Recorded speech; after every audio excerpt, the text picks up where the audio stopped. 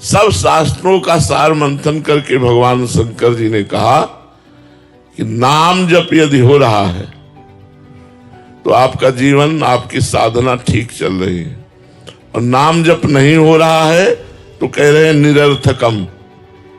उसका जो अंतिम परिणाम होगा वो कोई खास नहीं होगा। भगवान के नाम में अपार सामर्थ्य है। इसको ऐसे रखा गया है जैसे मधुमक्खी हर पुष्प से थोड़ा थोड़ा पराग लेकर एकत्रित करती है और ऊपर से ढक करके अंदर शहद को रखती है। कहीं शहद है नहीं किसी फूल पर, किसी फूल को निचोड़ो तो शहद निकलेगा क्या? लेकिन ये कला मधुमक्खी की है कि हर फूल से पराग एकत्रित करती है और उसे शहद बना करके, इतना मीठा, इतना स्वादिष्ट, बलिष्ठ और रोग हरण करने वाला, लेकिन ऊपर वो रहती है। जो कोई मधुमक्खियों को हटा सके वही शहद का पान कर सकता है। ऐसे सब शास्त्र और उनके लुभावने वाक्य और उनका सबका सार रखा गया है नाम रूपी शहद। अब ये माया के काम, क्रोध, लोभ, मोह, मद, मत्सर, नाना प्रकार के साधनों के सुंदर फल, इन सबसे मन को हटा करके कोई शहद की भांति यदि नाम का पान करना चाहे तो उसको प्रेम की प्राप्ति हो जाए। नाम शहद है और सब साधन पुष्प पराग हैं। सब साधनाएं पुष्प और पराग हैं और उन्हीं से निकाला हुआ नाम शहद है। जैसे मधुमक्षिका निकासी सारी फूलंते गात विशेष बात विदित विशेष है, ऐसे ही सुसंत सुधि श्रुतन समूह मति सुनाम रंग रूप वेश है। जो प्रभु का नाम है वो मधुमक्खियों के द्वारा जैसे निकाला हुआ शहद, ऐसे ब्रह्म ऋषियों के साधनों के समस्त साधनों का सार नाम है। नाम रटना है। यहां कह रहे हैं नाम रटना है। राधा वल्लभ, राधा वल्लभ श्री हरिवंश, राधा वल्लभ श्री हरिवंश, राधा वल्लभ श्री हरिवंश।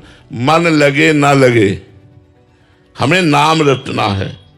सब संतों का, श्रुति शास्त्रों का सार है भगवान से जुड़े रहना। अब हम राम बोले, कृष्ण बोले, हरि बोले, राधा बोले, तो जुड़े हैं ना भगवान से। हमें जुड़े रहना है। आप इस बात पर विश्वास कीजिए, नाम से बढ़कर कोई साधना नहीं है, कोई इसमें विधान नहीं है कि आप ऐसे बैठ करके करो, पद्मासन में बैठ करके करो, आप एक बार अन्न पाके करो, आप उपवास, कुछ नहीं। आप जैसे हो, पवित्र हो या अपवित्र हो, आप शौच में बैठे बैठे भी राधा राधा जप सकते हैं और जपते ही हैं। नहीं तो शौच में मर जाएंगे तो फिर हमें तो हर समय सावधान रहना, कब प्राण निकल जाए। तो शौच होते समय भी अंदर ही अंदर भगवान नाम चल, राधा वल्लभ से। फिर निरंतरता कैसे रहेगी? अंतर पड़ जाएगा ना। मंत्र जपा नहीं जाता, अपवित्रता में मंत्र नहीं जपा जाता, लेकिन नाम जप किया जा सकता है। अगर जीवन में एक बार भी राधा नाम उच्चारण हो गया है तो विश्वास मानिए आप नरक नहीं जाएंगे। जो इतना महिमामय नाम है उसको हम एक बार ही क्यों लें, निरंतर क्यों न लें, जिससे हमें प्रियालाल मिल जाए, प्रभु मिल जाए। देखो, अजामिल ने अपने पुत्र को पुकारा था, ना कि भगवान को। नारायण, इतने में ही भगवान के पार्षद आ गए और नाम के प्रताप से यमदूतों की फांसी काटकर यमदूतों को भगा दिया और परिणाम में अजामिल को भगवत धाम की प्राप्ति हुई, पुत्र के बहाने नारायण पुकारने से। सच्ची बुद्धि से विचार करके सब छोड़ दीजिए। जितने भी साधन है, बने तो बने, नहीं सब छोड़ दीजिए, नाम पकड़ लीजिए। आप गंगा स्नान किए, फिर पाप किए, फिर गंगा स्नान किए, फिर पाप किए, तो हाथी के स्नान जैसा रहा आपकी पाप की प्रवृत्ति नष्ट नहीं हुई, इसलिए नाम जप कीजिए। नाम पाप और पाप की प्रवृत्ति दोनों का नाश कर देगा। जीवन का आधार बना लीजिए। समस्त सारों का सार जो नाम है, उस नाम से ही तुम्हारा कल्याण होगा। एक तो हम कलयुग में प्रायः मन गंदी बातों में ज्यादा लगता है, संसारिकता में ज्यादा लगता है, भजन में नहीं लगता।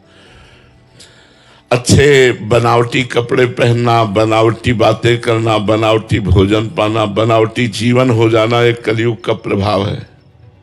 आज ये पता नहीं चलता कि आदमी सही बोल रहा है कि नहीं बोल रहा है।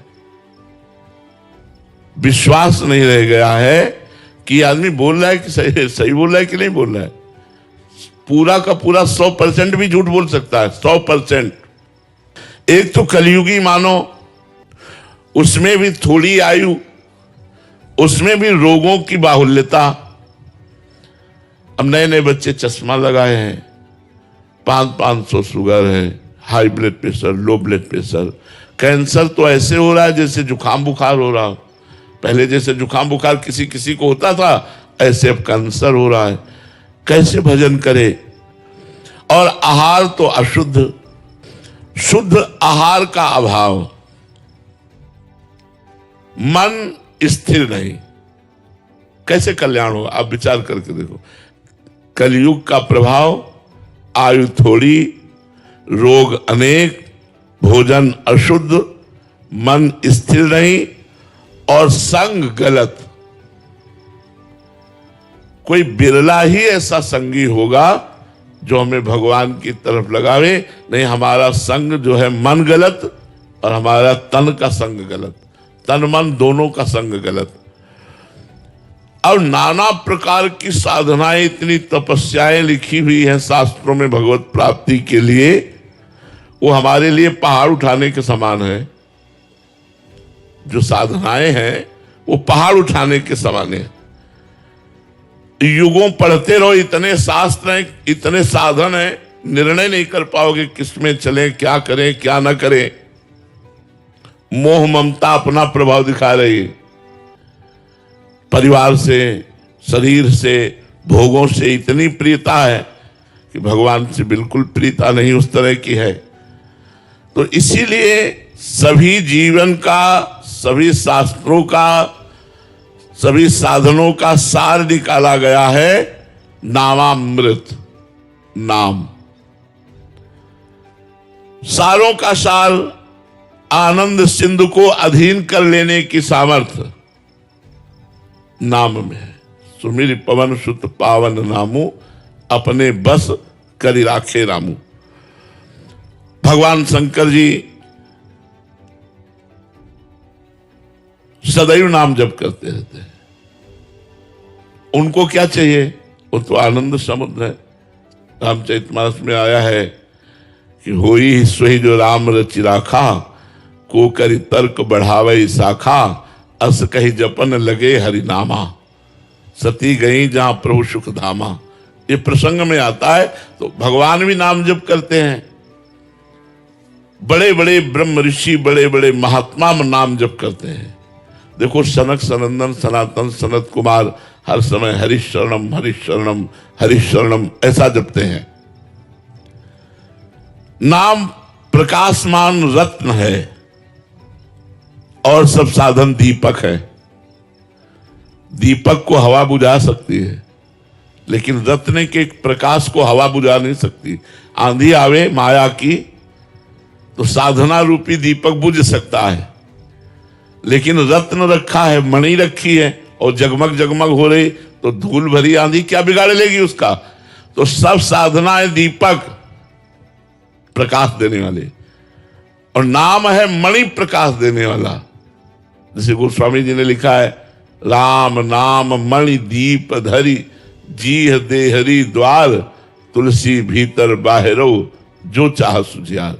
हृदय में भी और बाहर जगत में भी यदि आनंद चाहते हो तो भगवान नाम मणि को अपनी जिह्वा पे रख लो। भयंकर कलिकाल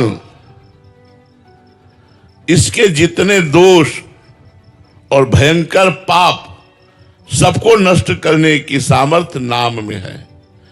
और नाम जपने के लिए कोई ऐसा नहीं कि जवान होना चाहिए, कि बूढ़ा होना चाहिए, कि पढ़ा होना चाहिए, कि ब्राह्मण होना चाहिए, क्षत्रिय होना चाहिए, कि वैश्य होना चाहिए, कि शूद्र होना, इससे कोई नहीं।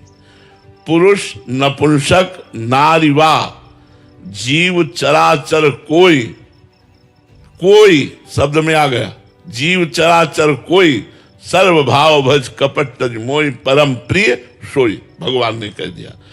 तो नाम असरण शरण है, कोई भी नाम जप कर सकता है।